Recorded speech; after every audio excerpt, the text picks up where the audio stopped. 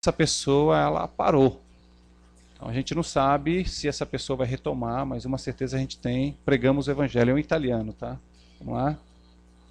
Estamos na casa aí de uma outra pessoa, ela é brasileira, de Fortaleza, tá ali a bandeirinha ali atrás. Então a gente estava começando a fazer o nosso culto ali. Aí você está vendo a cidadezinha onde nós moramos. Nós estamos a 14 quilômetros do aeroporto internacional de Milão, tá? Então bem do ladinho do aeroporto nós estamos. Milano, ali, é toda essa parte aí, e todas essas cidadezinhas próximas. E eu tenho plena certeza que 90% dessas cidades não tem uma igreja evangélica. Então a Itália hoje é um grande desafio. Bora? Aí vocês têm um pouquinho do inverno, é um momento assim muito duro, muito doloroso, muito depressivo. Confirmado cientificamente isso, quando começa a vir o período do inverno, os casos de depressão, problemas psiquiátricos, eles aumentam muito. Porque você praticamente não vê pessoas nas ruas, tá? Então todo mundo fica recluído dentro de casa. E é isso aí, ó. Tudo fica coberto de branco. No inverno, meus irmãos, na Itália, na Europa, o inverno é muito frio. E o verão é muito quente. Então, se você não está acostumado com extremos, tem época que o negócio chega a mais de 45 graus. Então, muito frio e muito quente. Pode ir.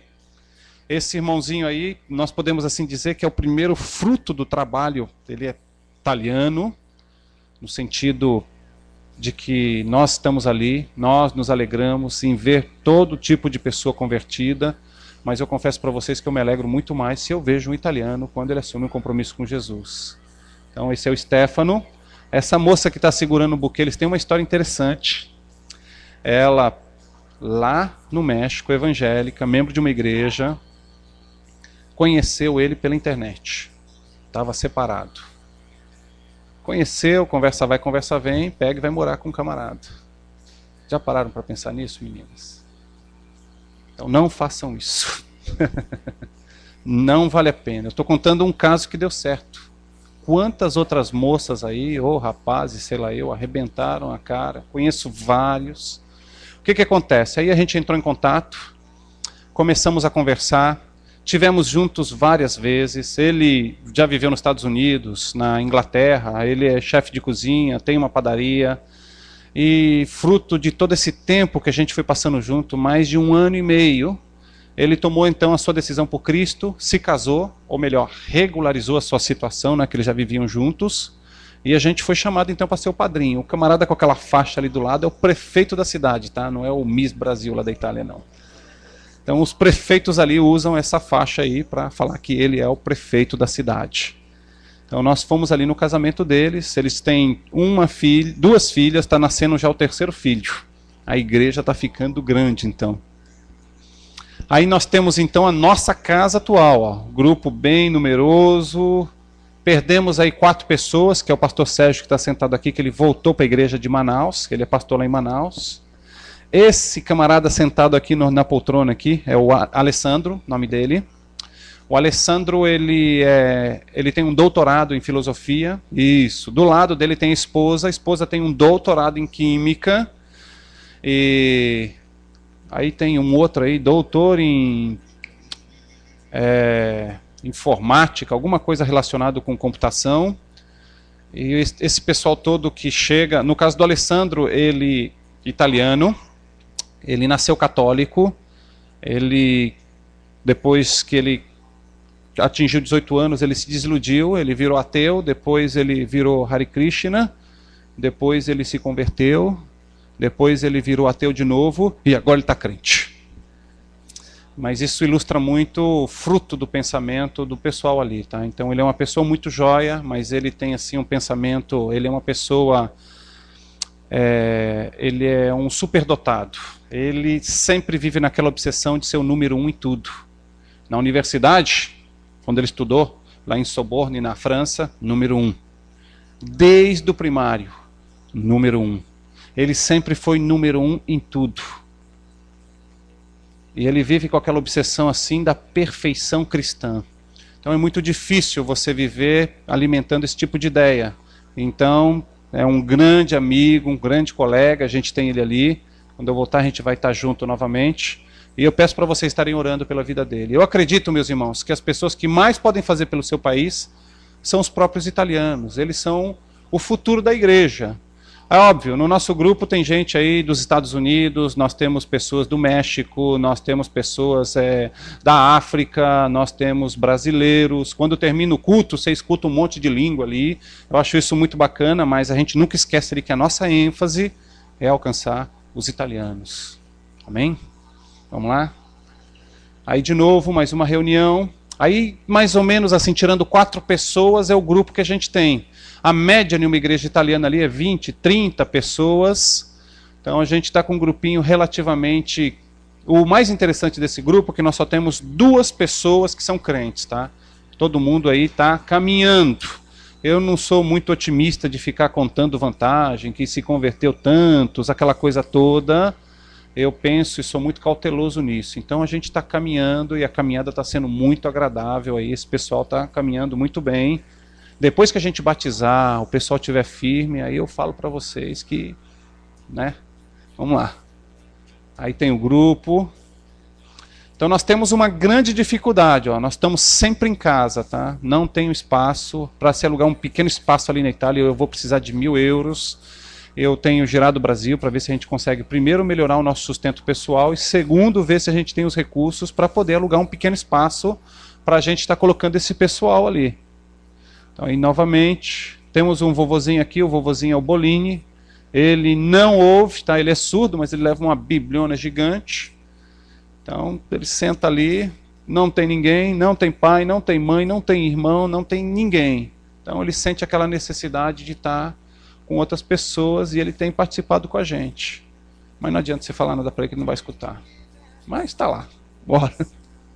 Aí foi o aniversário do meu filho. Contar uma curiosidade para vocês aqui. Nós temos agachado aqui o Paul, é um missionário norte-americano, ele é batista, da Igreja Presbiteriana de Manaus. Na verdade ele é um americano brasileiro, ele foi piloto da Asa de Socorro e a gente tem grande amizade, sempre estamos juntos. E aí foi o aniversário do meu filho, de 15 anos, que a gente foi comemorar no McDonald's, porque ele assim havia escolhido, não? Vamos lá? Então a gente põe muita ênfase na questão dos relacionamentos pessoais no trabalho ali na Itália. Atos 2 fala que as pessoas perseveravam unânimes na comunhão, no partir do pão, na doutrina dos apóstolos. Então a gente dá muita importância para estar juntos, para que você possa não só compartilhar uma comida, mas para que você possa compartilhar o seu caráter, sua vida, para que você possa estar junto com as pessoas, para que as pessoas possam, desse modo, então, serem aí discipuladas, acompanhadas. Então a gente come muitas comidas juntos. Vamos lá. Aí você tem o Stefano, que a gente sempre faz um percurso aí de discipulado com ele. Todas as quartas-feiras eu vou na casa dele. Às quintas-feiras nós temos outro grupo. Às sextas-feiras nós fazemos reunião de oração. Nas reuniões de oração, muita gente não participa em pessoa. Nós usamos o Skype, usamos aquela teleconferência ali. Todo mundo ora, se lê a Bíblia, se compartilha. Então não é um impedimento para não se participar. Quando começou a primavera, então a gente foi direto para um parque aí para poder compartilhar então um pouco da palavra. Mais uma casa, nessa casa aí foi muito interessante, que tinham vários italianos. Então a gente fez um culto, comemos uma refeição, pode ir. Aí você vê um lado da casa, o outro lado, e ali é o meu púlpito. O de vocês é mais até bonitinho. O meu é só de ferro, dobra assim, leva nas costas e, por enquanto, está sendo assim, não. Então a gente está vendo o que a gente vai fazer quando voltar. Essa daí é a filhinha da Abigail e do Stefano, aquele casal que se casou. Então ela é a nossa ovelhinha ali. Ela ganhou uma cadeirinha pequenininha, então está lá, firme. Esse local aí nós estávamos pagando para se reunir nessa salinha pequenininha aí. Aí vocês têm uma ideia do grupo, tá? Com exceção do primeiro, que é o João ali da ponta. O João terminou um doutorado, já voltou para o Brasil. Acredito que vai ganhar muito dinheiro, né? Gente, vocês querem ganhar dinheiro, irmãos? É aqui no Brasil, viu? Na Europa, esquece. A Europa você vai ganhar 800.000 euros. Essa é a faixa salarial. Então não se alimenta ilusão com aquele lugar. Então, no caso da Itália, no caso praticamente todo o continente europeu, a crise tem sido muito intensa. Então, com a formação que ele tem, se ele fosse arrumar um emprego ali, se ele fosse arrumar, que os jovens ali estão em mais de 30% ali de desemprego ali, chega a ser absurdo, ele ia ganhar essa faixa salarial aí. E eu creio que a melhor possibilidade de você crescer profissionalmente, de você conquistar vitórias na sua vida, seja financeira como profissional, é no Brasil. Então tenho certeza que o Brasil é o lugar. Lá no fundo, lá no canto, nós temos uma nova ovelha que é o André. O André é o skatista profissional, vive lá na Europa, esse daí mesmo. E ele então se converteu numa comunidade pentecostal, ficou desiludido e tomou uma decisão, virou aí reformado, teologicamente falando, e está lá no nosso grupo agora. Então tem assistido, está firme, vamos. Aí o Sérgio que tocava, já não toca mais, estamos sem tocador ali, porque eu só estou tocando gato, cachorro, não toco nada, meus irmãos, vamos lá. Aí os meninos que tem lá no nosso grupo. Esse foi o meu aniversário, a Abigail está levantando uma garrafinha de pimenta, que ela é mexicana. Então a gente sempre procura assim, nessas ocasiões especiais, não é que sobra muito dinheiro para você ficar saindo, não. A Itália hoje ela é governada por partidos de direita. O senhor Berlusconi, ele é um camarada de direita. No Brasil, vocês não sabem o que é um partido de direita. Não existe direita política no Brasil. Então a direita ela tem ganhado muita força em toda a Europa por causa de toda essa crise. A maior parte do discurso dos partidos de direita é absolutamente racista. Racista eu acho que é café pequeno. É xenófobo mesmo, tá?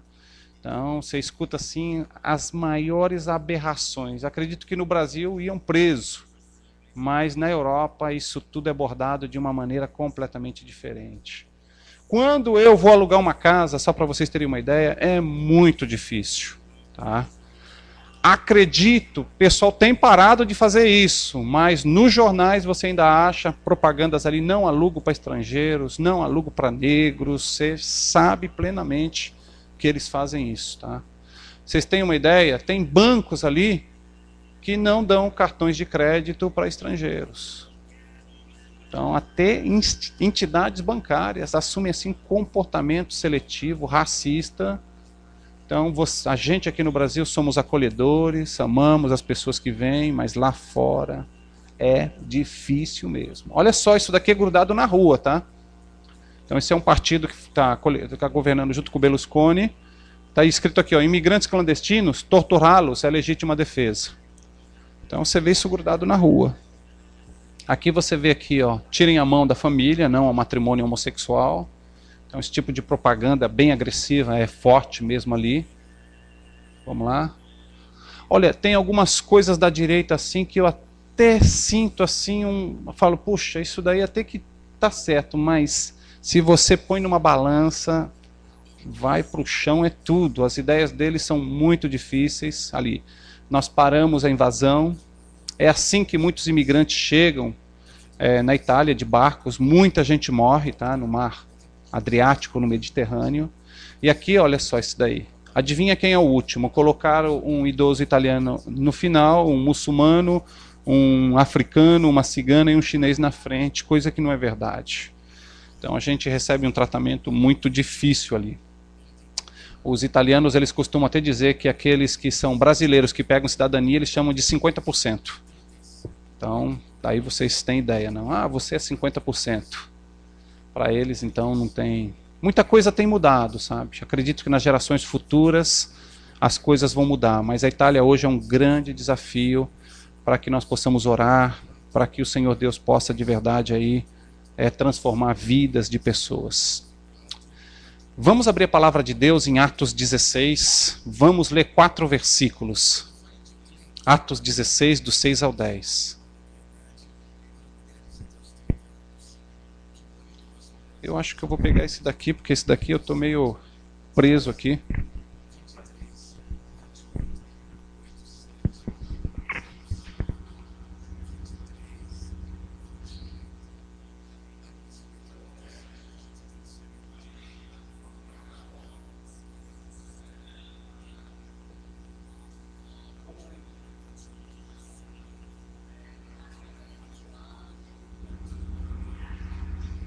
Deu? Ok. Quem achou o texto, vamos fazer assim, cada um lê um versículo, vai. 16, 6 ao 10. Vamos ler o 6, o 7, o 8, o 9 e o 10.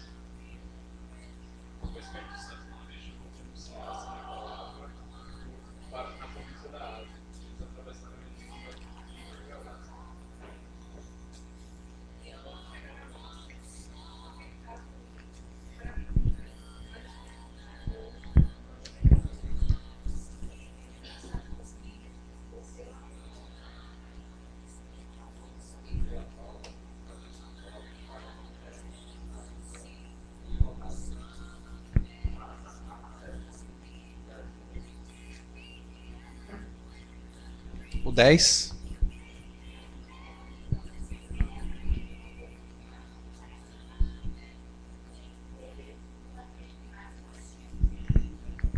Então, nessa noite aqui, eu gostaria de compartilhar com vocês Isso aqui foi um devocional que eu fiz há aproximadamente 20 anos, quando eu cheguei na Venezuela. E essa leitura, ela marcou profundamente a minha vida. E eu creio que nós poderíamos chamar essa noite aqui de princípios para a minha vida, não? Nessa passagem aqui nós vemos algumas situações aqui inusitadas, não? E a primeira coisa que pelo menos me chama a minha atenção, muita coisa pode chamar a sua atenção, é a palavra impedido. Tá? Quantas vezes ocorreu esse impedimento? Quantas vezes ocorreu o impedimento? Primeiro, eles queriam ir para um determinado lugar e foram impedidos. Depois eles tentaram ir para um outro lugar e foram impedidos. Depois então, foi que eles chegaram, entenderam qual lugar que eles deveriam ir. Quando é, meus irmãos, que ocorre impedimento nas nossas vidas? Nós vemos aqui que Paulo e todos os seus companheiros foram impedidos pelo Espírito. Aqui a gente tem uma situação muito difícil que a gente enfrenta na nossa vida, não? Eu sei que não é muito fácil a gente entender ou falar sobre isso quando a gente fala assim de vontade de Deus para a minha vida. Não tem aquela vontade real, é vontade de Deus que você tenha saúde, é vontade de Deus que você tenha trabalho. Mas existem decisões assim cruciais nas nossas vidas que a gente fica se perguntando, será que essa é ou não é a vontade de Deus, não? Quais são os princípios que nós podemos tirar nessa passagem aqui que podem nos ajudar a enfrentar a nossa vida diariamente, cotidianamente? O primeiro deles que nós temos aqui é o seguinte: vocês devem estabelecer metas. Todos devem estabelecer metas. Porém, deixar portas abertas. Então, de repente aqui a gente está vendo a geração dos sonhos. Tem gente aqui que está sonhando, desejando fazer determinada coisa. Outro está sonhando, desejando fazer outra. Nós aqui, que estamos aqui, inclusive eu, temos que estabelecer metas nas nossas vidas.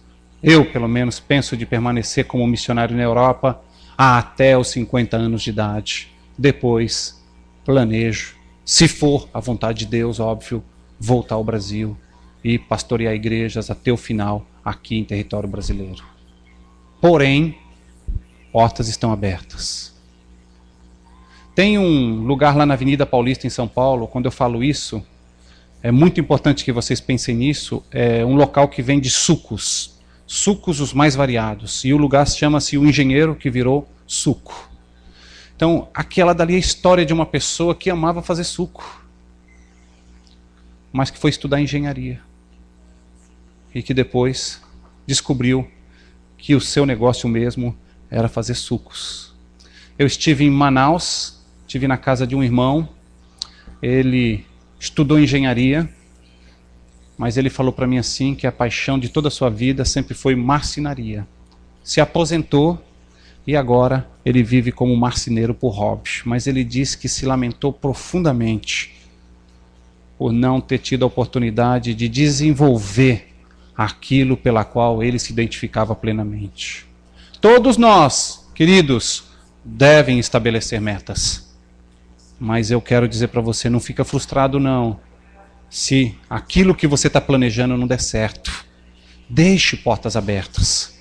Uma outra coisa que nós notamos aqui nessa passagem das Escrituras, vocês devem estar contentes com uma terceira ou uma quarta opção de trabalho. Nem sempre aquilo que a gente planeja dá certo. Não é o fim do mundo. Não é o fim da linha. Nós temos que estar contentes com uma terceira ou quarta opção de trabalho. Quando eu fui chamado por Deus, meu desejo sempre foi trabalhar na Espanha. Já hoje, já não é. Mas sempre foi de trabalhar na Espanha. Nós fomos para a Venezuela e agora nós estamos na Itália. Vocês devem estar contentes com uma terceira ou uma quarta opção de trabalho. E aqui tem é chamada a atenção de cada um de nós aqui para um aspecto muito importante. Na vida de todo cristão, que tem pelo menos temor de Deus na sua vida, é aquilo que a gente pode chamar submeter-se à vontade de Deus. Queridos, tem coisas que é claro.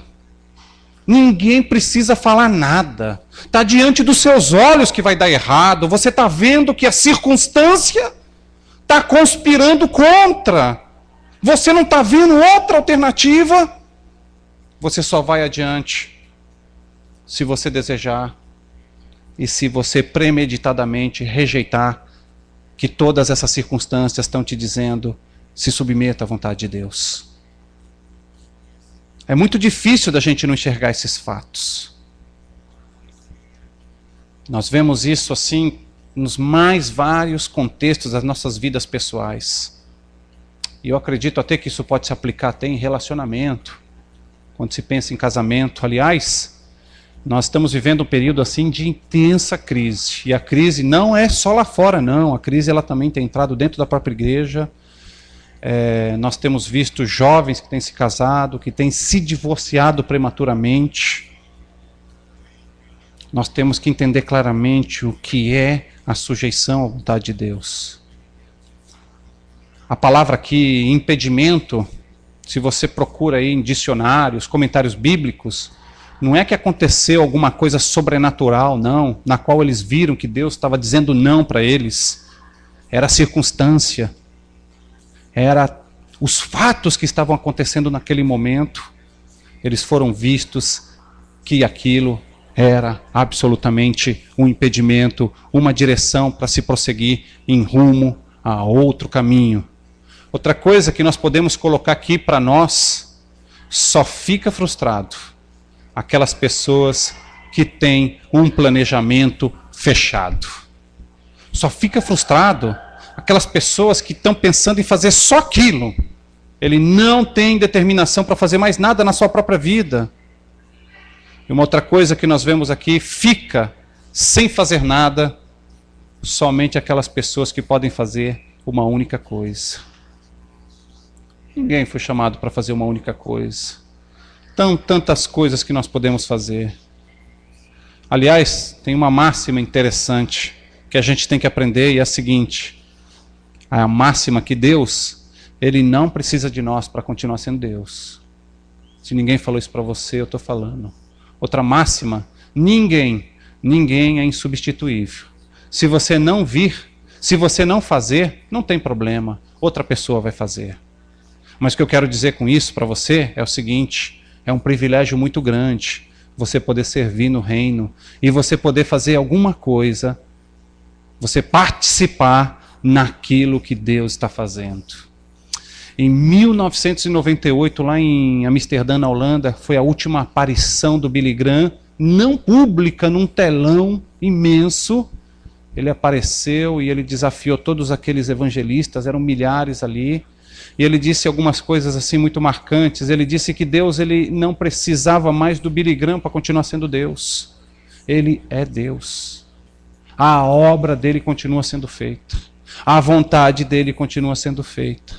E ele disse que desejava que pessoas muito maiores que ele pudessem surgir para que isso pudesse continuar sendo feito. E ele tinha plena certeza que o Senhor Deus poderia e deve e vai fazer isso. Então a gente não pode esquecer nunca, nós não somos insubstituíveis. Você só vai ficar sem fazer nada se você acredita que só pode fazer uma única coisa. Cargos em igrejas, meus irmãos, não é patrimônio público pessoal, não é que você foi contratado em concurso público. É um privilégio poder servir. Mas se de repente você vai fazer alguma outra coisa, faça com prazer. É um privilégio continuar servindo. E uma outra coisa aqui que nós podemos tomar para nós, para fechar essa reflexão, é o seguinte: só estão realizados aquelas pessoas que permanecem dentro dos planos de Deus. Às vezes assim a gente quer tomar um rumo para as nossas vidas, que misericórdia. Não é aquilo que o Senhor tem planejado para nós. É claro isso. A gente está sabendo, a gente está percebendo, a gente está ouvindo sinais. Se você está aqui nessa noite, se você de alguma forma deseja colocar em prática esses princípios na sua vida cotidiana, eu creio que essa noite é um momento para você parar e passar a pensar em tudo isso. Estabeleça metas. Esteja contente com uma terceira ou quarta opção. Se submeta à vontade de Deus. Não tenha na sua vida pessoal um planejamento fechado. Não fique sem fazer nada pelo fato de você pensar que só pode fazer uma coisa. Se sinta realizado, permanecendo dentro do plano de Deus. Amém? Vou pedir para vocês abaixarem as cabeças e nós vamos orar. Eu creio que tem muita gente aqui que está querendo ter um rumo na sua própria vida pessoal e profissional. E eu vou pedir que Deus abençoe a vida de cada pessoa aqui presente. Acima de tudo, que vocês possam dizer: Senhor, eu quero buscar o Teu reino e eu quero entender a Sua vontade para a minha vida. Senhor Deus, nós estamos aqui, Senhor, nessa noite agradável e quero Te pedir, Senhor, que cada um dos jovens que estão aqui nessa noite possam ser tocados pelo Teu Espírito, possam ser convencidos pelo Teu Espírito, possam entender, ó Senhor, qual é o propósito pela qual eles estão vivendo. Quero Te pedir, Senhor, que o Senhor esteja guiando cada vida a entender, Senhor, qual é a Sua vontade. E que esses princípios, Senhor, pequenos, simples, possam ser parte cotidiana da vida de cada um desses jovens aqui. Toma nas Tuas mãos, Senhor, essas vidas. É o que eu Te peço, Senhor, rogando a Tua bênção, em nome de Jesus. Amém. Amém. Quem que é a irmã que está... tem tempo ainda? Vocês querem fazer algumas perguntas para mim, irmãos? Eu pensei nisso também. Aqui ninguém fala nada. Opa, diga.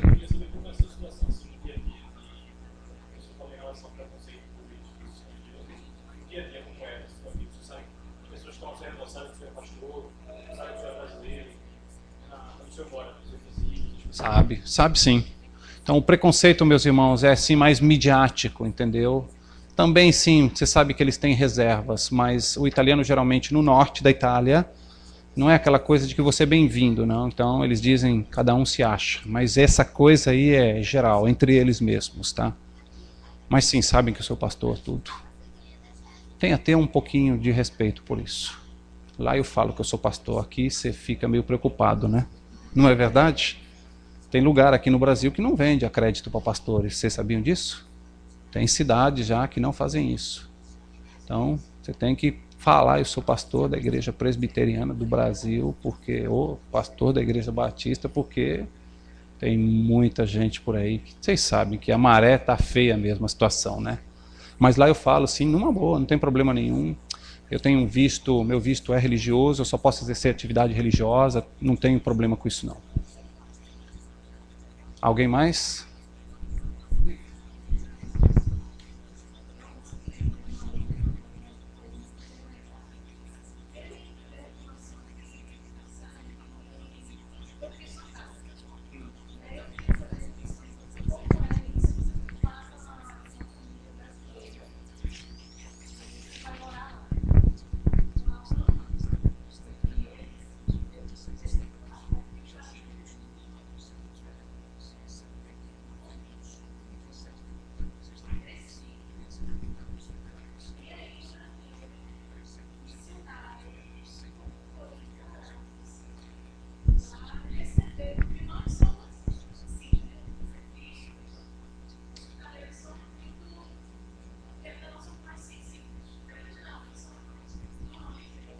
É verdade isso que ela falou, tá? A língua, só para você ter uma ideia, a língua italiana própria, ela tem assim um trato assim que ele é muito seletivo, tá? Então, se eu não conheço você, eu tenho que te tratar de uma forma, na forma como eu falo. Se eu te conheço, muda o tratamento. O italiano, quando ele percebe que você é estrangeiro, ele cresce. O europeu, ele cresce muito em cima de você, de uma forma muito agressiva. Ele quer, tipo assim, te pegar na mão e acabou, você tá na mão dele, ali você vai ficar.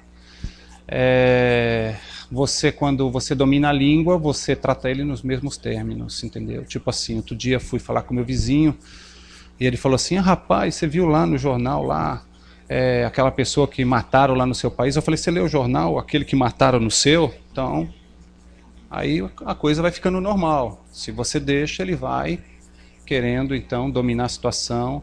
Você tem que aprender a ser agressivo, infelizmente. Isso não é parte da nossa natureza, mas o pessoal lá normalmente é isso aí mesmo. Agressivo, dominante. Você tem que tratar ele assim, na mesma medida. Se não, esquece. Foi muito duro, tá, pra gente. Eu creio que eu passei assim, vivi muitas crises ali na Itália, mas já superei, já. Não tenho problema nenhum com isso mais não. A gente enfrenta qualquer situação ali e trato eles assim na justa medida. Eles entendem que isso daí é normal, mas é muito difícil, tá? Então a gente sente assim que é muito duro mesmo. Quem chega de fora sente. É normal ser mal educado, tá? Se você vai comprar um sapato, a loja está marcando lá que fecha às 5 da tarde, você está 4h55 na loja, você pegou o sapato, colocou no pé, às 5 horas vai tocar o sino, vai fechar o caixa. E vai embora. Você pode ficar com a caixa na mão. Ele fala assim, volta amanhã, tchau. Vai comprar em outro lugar. Até eu entendo hoje isso, esse comportamento do europeu, porque nós temos aqui um sentimento muito capitalista, de consumo. Eles não. Tanto que chegou agosto, fecha tudo, fecha a padaria, fecha não sei o quê, fecha hotel, fecha restaurante, e eles vão viajar. Então o brasileiro vive muito assim nessa coisa assim do trabalho. Ali eu vejo menos isso, essa obsessão. Então no começo você pode falar, puxa, é ruim. Não, é a regra. Você não vai morar em outro país para mudar a regra. Não queira ficar nervoso por causa daquilo. Então tem coisa que não adianta você querer mudar. Você não vai mudar a forma de pensamento de uma outra nação, tá? Então se você vai num restaurante, está marcando lá que das 3 da tarde até as 4h30 eles estão fechados para o almoço, é o pessoal que trabalha lá que está comendo. Não é absurdo. O hotel está fechado para férias, está em agosto. Então, não adianta, a gente não pode mudar uma nação inteira na sua forma de pensar ou de tratar os outros, tá? Então, se vocês um dia forem para lá, você tem que tentar entender que é assim que funciona. E, minha filha, se adapte, porque é muito difícil. Por exemplo, visitar pessoas, você tem que telefonar. Tá? Outra, na regra do telefonema, você não pode telefonar para uma pessoa das meio-dia até as 3 da tarde, porque é o almoço e dormir, entendeu? De noite, você tem outra regra, tá? Você dificilmente vai telefonar para uma pessoa depois das 8 horas da noite, porque a pessoa vai dormir, a pessoa não quer ser incomodado. Então tem várias coisas assim. Outra coisa é a questão da hora. Eu acho que eu me acostumei mais lá, porque falaram para mim que era 7, 5:10 para 7 eu já estava esperando. E vocês começaram às 8. Então meus meninos quando vêm para cá falam, os brasileiros começam tudo atrasado, tal. Como se eles não fossem brasileiros, né? Falei, vai tudo atrasado, olha lá, não. Mas o pessoal lá é muito para essa questão da hora. Você marca a hora para tudo. Então você acaba até acostumando com essa situação aí, tá? Mas não é, para quem está chegando, é muito difícil. Tá? Não espere que não existe isso de bem-vindo, não. Bem-vindo era aqueles índiozinhos, quando chegou o Cabral aqui, que foram receber e morreram tudo. O europeu não tem bem-vindo. Outra coisa que eu vou contar para vocês aqui. Não se lamenta do seu país. Olha só, nós fomos colonizados por quem, irmãos? Por latinos, espanhóis, portugueses, italianos. A escória veio para cá. Tá? Na época da guerra, vocês não aprendem isso aqui, lá a gente viu, o pessoal fechava as cadeias lá e botava no barco e mandava tudo para cá. Então, se hoje você tem aqui no Brasil corrupção, se a gente tem aí um monte de mazela, nós fomos só alunos, os professores estão tudo lá, tá? Por isso eles estão todos arrebentados hoje. E é uma verdade total, com burocracia, com tudo. Então, qualquer coisa que você pensar, nós aprendemos. Aliás, aprendemos muito bem, né? Então, não foi fácil não, mas a gente vê que tudo isso que eles estão vivendo hoje é fruto aí de décadas, aí de tempo. Quando o pessoal lá na Europa fala da Amazônia, puxa, nós ainda temos Amazônia. Eu falo para eles, e vocês aqui? Destruíram a Europa inteirinha, acabaram com tudo, não existe mais o urso bruno, que era nativo daquela região, mataram tudo. Fala, vocês estão falando o quê? Nós temos ainda a Amazônia, vocês acabaram com tudo. Então é uma coisa assim muito interessante quando você fica fazendo paralelismo, você vive no lugar, você vê como é que é. Diga, irmã.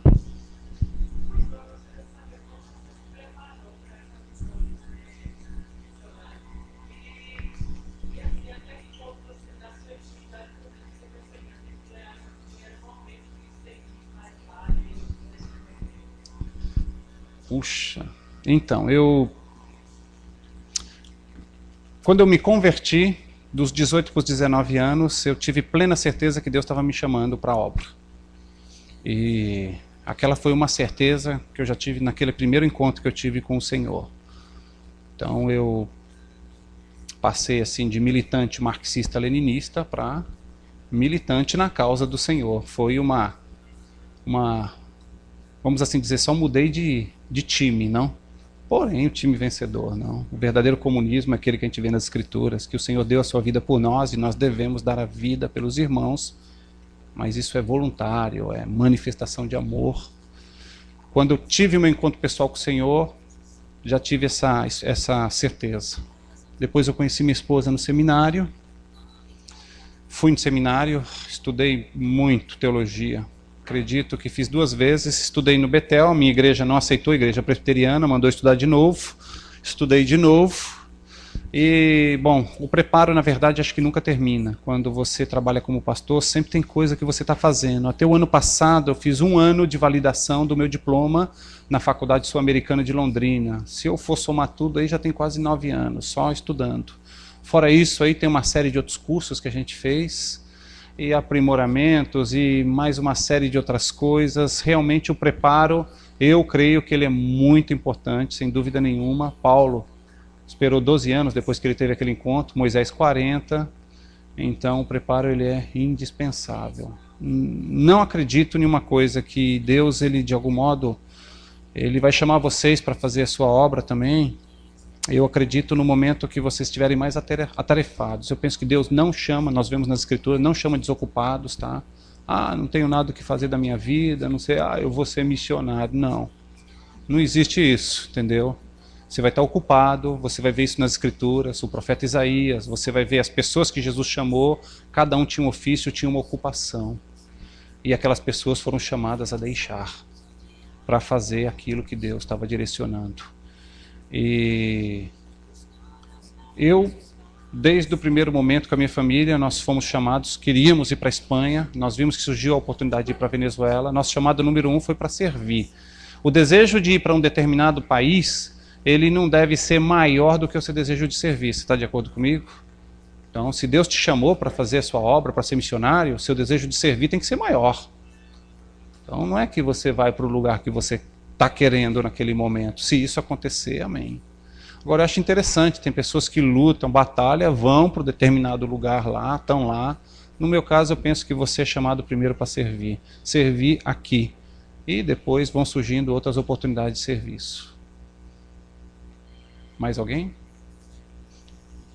Se quiser, depois faz um sinal que eu te passo a palavra. Tá bom? Alguém mais quer perguntar? Tantã. Não? Vocês querem saber o que a gente come lá na Itália? Em casa, arroz e feijão, né? Mas os italianos, macarrão todo dia. Diga.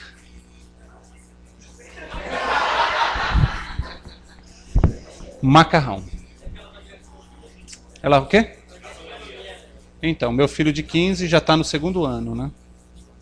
Então, faltam 3 para ele terminar. Está fazendo gastronomia também. Então, vou contar uma curiosidade para vocês aí na escola, não? Na Itália, na Europa, quando você termina a escola, não existe vestibular, tá? Igual aqui no Brasil. Então, aqui você faz o Enem, não é isso? Então, lá tem também o chamado, na Itália chama maturidade. Cada país tem um nome, cada país europeu. Aí você fala assim, eu quero estudar medicina. Para você estudar medicina, a sua pontuação no seu Enem lá tem que ser, vamos colocar aí, 98. Essa pontuação, ela obedece várias regras, não? Esse exame que eles fazem ali, você tem redação, você tem linguístico, você tem uma entrevista, dura uma semana inteirinha o exame feito lá. Aí no final, sai todo um apanhado geral de uma pontuação. Aí você tirou, puxa, você tirou 95. Esquece, meu filho, medicina você não faz não. Entendeu? Mas você tirou 98, você mora lá no norte da Itália, aí eles vão chegar e vão falar assim para você, olha, tem uma vaga para você estudar lá no sul, em Nápoles, é pegar ou largar. Ah, larguei então, procura outra coisa para você estudar. Eu não conheço universidades particulares, no caso, pelo menos ali na Itália, tudo é estrutura pública e tudo vai em função aí dessa pontuação, tá? A não ser que você tenha muito dinheiro, vai estudar em outro país, você faz então o que você está querendo, mas para qualquer curso que você vai fazer, tudo depende daquele exame que você vai fazer. Na Europa o pessoal estuda 2 anos a mais, tá? A diferença do Brasil, que você faz só 3 anos, aí o segundo ciclo, não, lá são 5 anos. Eu penso que é até melhor, porque o pessoal está mais maduro para tomar decisões, tem a cabeça mais formada, não é verdade? Então, fica muito mais fácil quando ele falar, eu quero fazer isso, e ele vai então pegar e vai fazer isso. Então, em relação à escola, é isso aí. O que eu penso? Na Itália hoje, como que a gente avalia a Itália? Eu penso que o primeiro mundo não vi ainda lá, no sentido, o primeiro mundo você vê na Suíça, mas na Itália não. Mas eles têm coisas assim que a gente está atrás ainda. As autoestradas ali são boas para você andar com carro, dentro da cidade. Eles têm bons meios de transporte, você pode falar assim, eu vou para a igreja de ônibus, e você vem para a igreja de ônibus, um pouquinho de desconfiança, no dia de domingo, mas dá para você vir de ônibus, estou falando no caso dos italianos. Outros países europeus, de cultura anglo, o pessoal é mais preciso, os latinos é meio bagunçado, mas funciona, você consegue.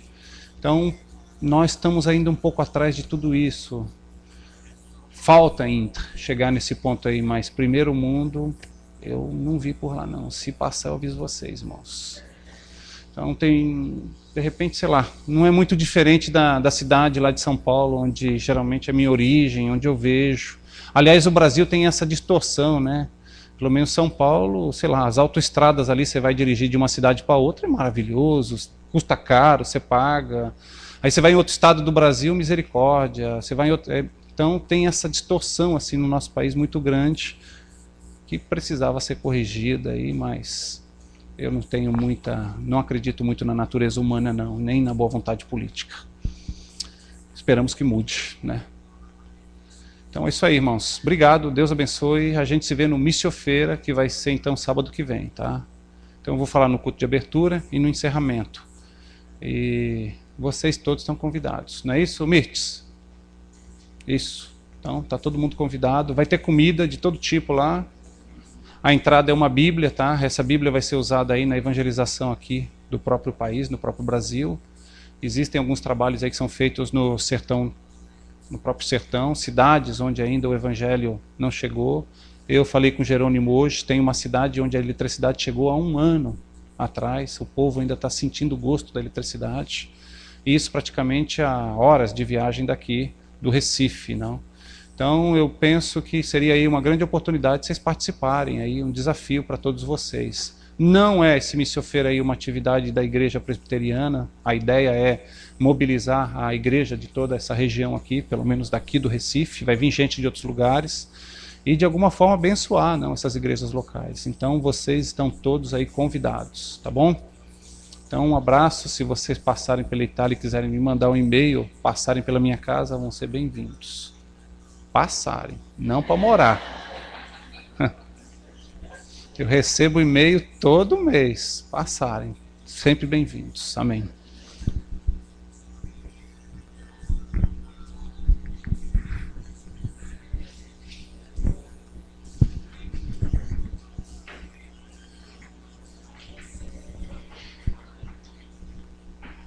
Coleções.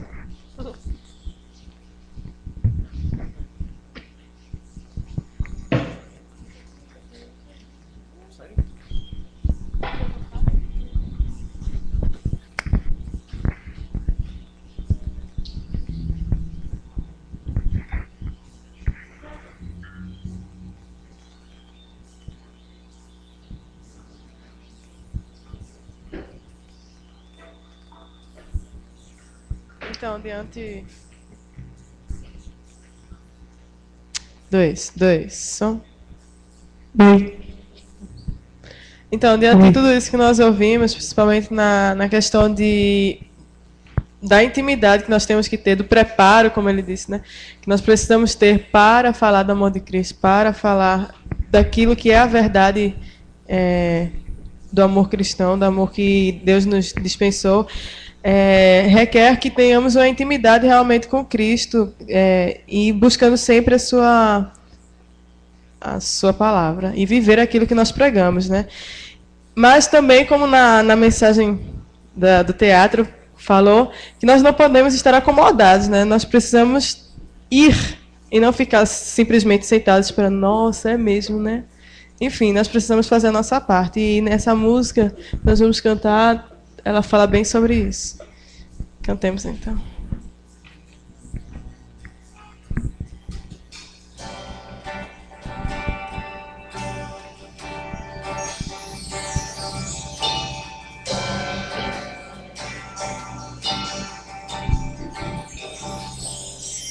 Quanta coisa tenho feito para o meu próprio prazer. Tenho andado à procura do meu próprio bem viver. Enquanto existe tanta gente ansiosa por aí, não te conhecendo assim como eu conheço a ti. O chamado que um dia tu fizeste a mim, e a qual sem hesitar eu disse sim. Ressoou em meus ouvidos como da primeira vez, e a ti, Jesus, eu novamente digo sim. Eis-me aqui, eu livre sou ao teu dispor, para onde tu quiseres me enviar.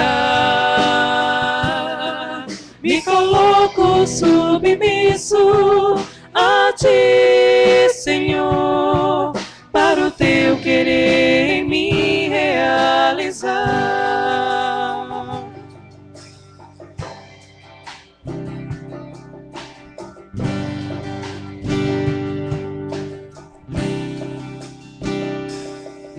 Quanta coisa tenho feito para o meu próprio prazer. Tenho andado à procura do meu próprio bem viver. Enquanto existe tanta gente ansiosa por aí, não te conhecendo assim como eu conheço a ti. O chamado que um dia tu fizeste a mim, e a qual sem hesitar eu disse sim.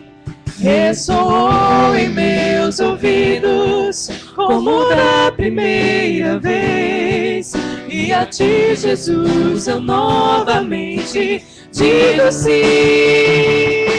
Eis-me aqui, eu livre sou ao teu dispor, para onde tu quiseres me enviar.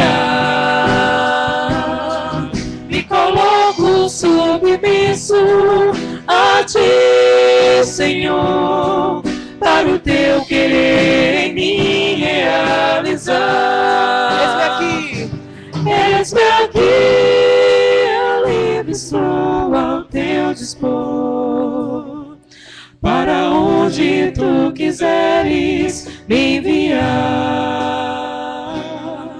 me coloco submisso a ti, Senhor, para o teu querer em mim realizar, para o teu querer em mim realizar, para o teu querer em mim realizar. Vou pedir para que os instrumentos continuem tocando e tal, essa música. Eu acho que ela é uma música que fala muito nesse momento que nós estamos vivendo agora, por tudo isso que nós ouvimos e temos vivido como conexão. Eu queria que você abaixasse a cabeça agora e falasse com Deus, perguntasse a Ele qual o chamado para a sua vida, onde é que Ele quer que você esteja, o que é que Ele quer que você faça. Porque, acima de tudo, como o pastor falou, o que precisamos ser é servos, não importa onde. O que importa é sermos servos. Fale com o Senhor nesse momento.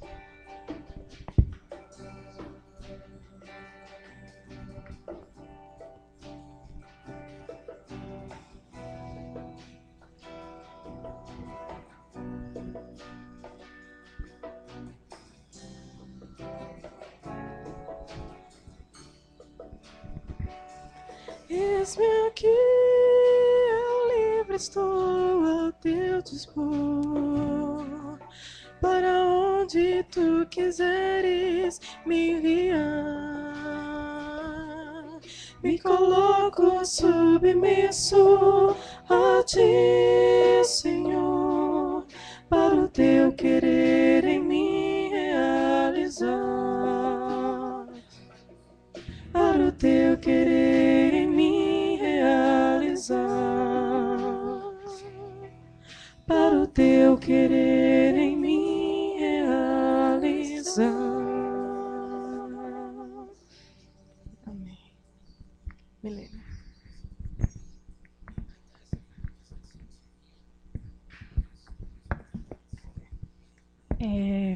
Foi legal, porque o primeiro aviso, né?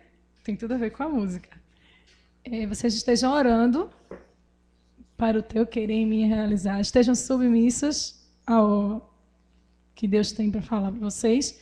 E no dia 15, estejam aqui para a eleição da nova diretoria. Certo? Dia 9 será a eleição da nova diretoria do Coro Jovem. E no dia 15, a eleição da nova diretoria da Conexão. Próximo sábado tem Conexão Jovem, certo? Sim, dia 15 será de hoje a 15. Hoje é primeiro, dia 15, entendeu? Dia 8 teremos a Missiofeira, também terá conexão. E dia 29 de outubro, Adriana falou, teremos o Eu Profissional de Cristo. Quem quiser participar do Eu Profissional de Cristo, fala com Keila ou Adriana, né? E nós, no dia 16, nós teremos o almoço solidário. Muitos aqui ainda não falei, nem Keila falou. E nós estamos precisando muito da ajuda de vocês. O almoço solidário ele só funciona se tiver doações. Se você não cozinha, não quer ir no Bom Preço comprar alguma coisa, não quer, enfim, pedir a mamãe para comprar, você pode dar o dinheiro. Entendeu? Vocês podem dar o dinheiro. E uma coisa essencial, almoçar aqui. Convidar outras pessoas para almoçar aqui também no dia 16. Outra coisa que já começou a campanha de pastas e escovas de dente. Tragam, entregue a Keila, pode ser a mim. E as pessoas que estão fazendo a lista do almoço solidário sou eu, Keila e Adriana. Certo? Ellen. Também orem pelo profissional de Cristo. Bom, gente, quando eu vim aqui, eu falei de Mirtes, para os que lembram que estavam em 2009. Ela foi alcançada através da nossa conexão de rua e ela também nos deu a oportunidade, esse ano, de termos nossa conexão de rua na Missiofeira. Porque vai ter um grupo de 30 jovens, não é isso, Mirtes? Qual é o nome da cidade que eu esqueci? Manari. Manari é uma congregação que está chegando. Aliás, é uma cidade que está chegando congregação evangélica agora, não é isso? Então, é a cidade mais pobre do Brasil e eles não têm muito contato com os jovens evangélicos.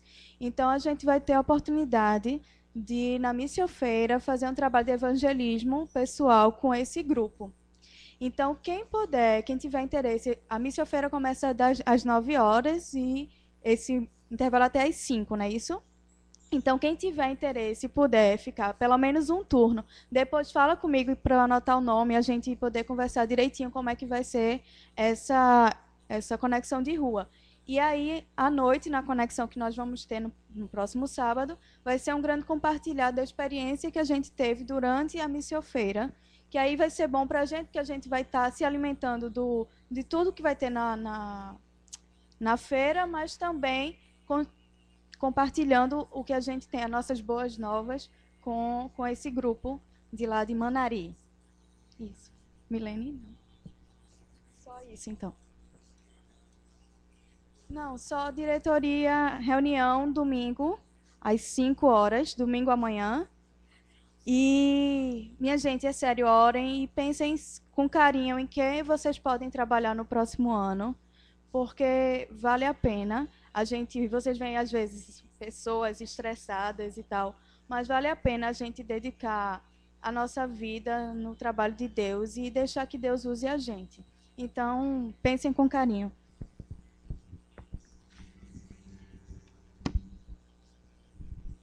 Estamos chegando ao final da nossa conexão. E, pô, valeu a presença de todo mundo. Muito obrigada. De pé, vamos cantar uma musiquinha de pé agora. Muito animada. E eu quero que todo mundo cante. Quem não souber, fique falando com os outros. Se confraternize. E quem sabe cantar também, fale com os outros cantando. Vai ser muito bonito. Muito boa noite e vamos cantar.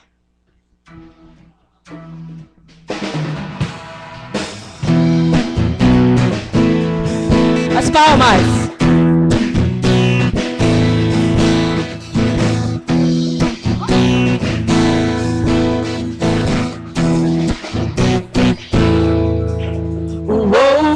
Senhor Deus está no meio de ti. Senhor Deus te salva. Sobre ti se alegrará. Ele em amor te renovará e deixará sobre ti a alegria. A alegria. A alegria. A alegria deixará.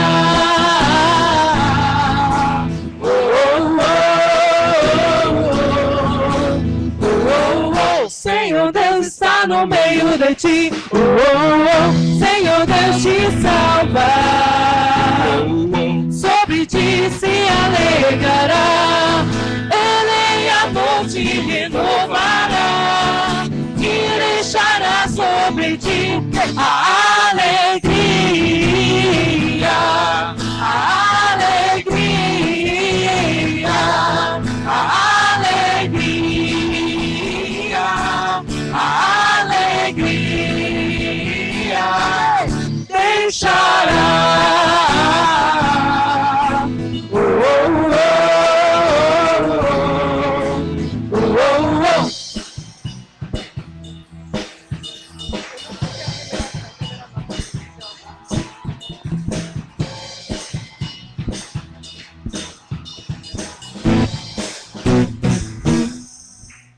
Jeová é o teu cavaleiro que cavalga para vencer.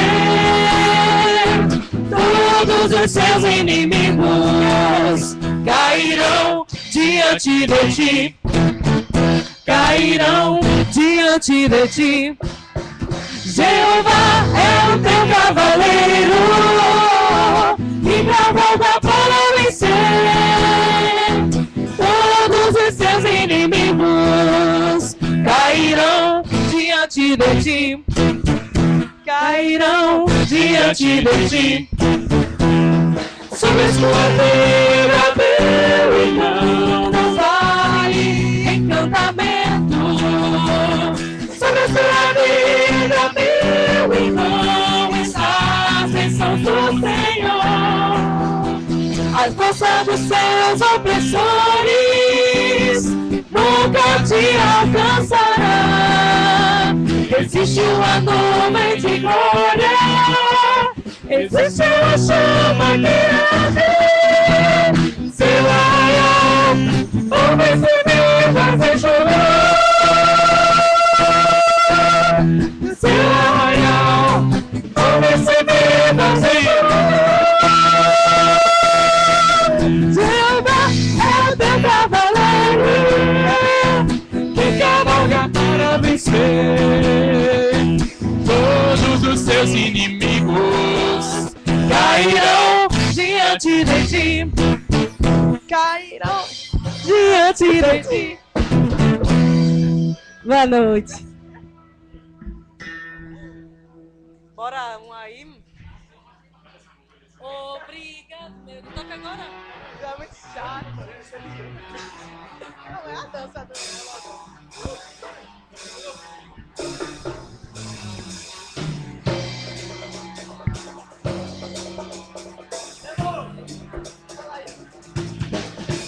Obrigado, meu Deus, Por minha vida ter mudado e o Senhor ter operado maravilha sobre mim. Obrigado, meu Deus, por minha vida ter mudado e o Senhor ter operado maravilha sobre mim. Hoje eu posso viver Sem medo de ser feliz, como vaso novo de esperança.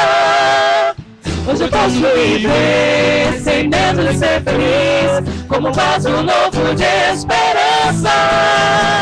Lá no céu eu vou morar.